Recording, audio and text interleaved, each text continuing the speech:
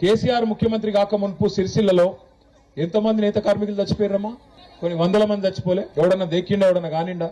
అదే కేసీఆర్ ముఖ్యమంత్రి అయినాక బతుకమ్మకు చీర పెట్టిండు ఆడబిడ్డలకు మొత్తం రాష్ట్రంలో. ఎందుకు పెట్టిండు? మన నేతన్నలకు ఉపాధి ఇచ్చేందుకు. మగాయన ఆ పని చేయాలి, ఇంట్లో ఉండే ఆడపిల్లకు 2000 బీడీ కార్మికుల పెన్షన్ ఇవ్వాలి. ఇద్దరికి కలిపితే నెలకు కనీసం ఒక 20,000 రూపాయలు వస్తే బతుకుతారు అన్న ఉద్దేశంతో కేసీఆర్ సార్ ఆ పని చేసిండు. మరి కాంగ్రెస్ ప్రభుత్వం వచ్చింది, రాగానే బతుకమ్మ చీరలు తీసేసిండా లేదా?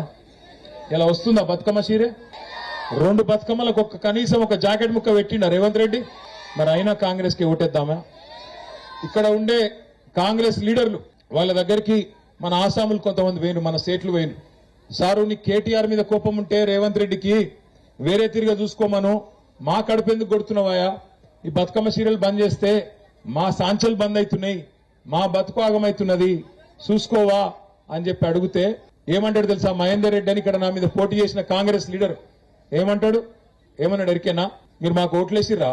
ఏలే కదా, అందుకే అంటున్నా నేను, మీ శాలోలు పోయి మీరందరు నిరోధ పొట్లాలు అమ్ముకోపోండ్రి అని మాట్లాడిండు ఇక్కడ ఉండే మహేందర్ రెడ్డి కాంగ్రెస్ వాడు. సరే, కడుపుకు అన్నం పెట్టకపోతే పెట్టకపోయినావు, కానీ గుండెల మీద దంతావా? ఆత్మగౌరవాన్ని దెబ్బ కొడతావా? పద్మశాలి లేదు. మీరు అప్పుడాలు అమ్ముకోండ్రి, మీరు పాపడాలు అమ్ముకోండ్రి, నిరోధ ప్యాకెట్లు అమ్ముకోమంటాడా? గిందు కొట్లేయాలనా కాంగ్రెస్ వానికి?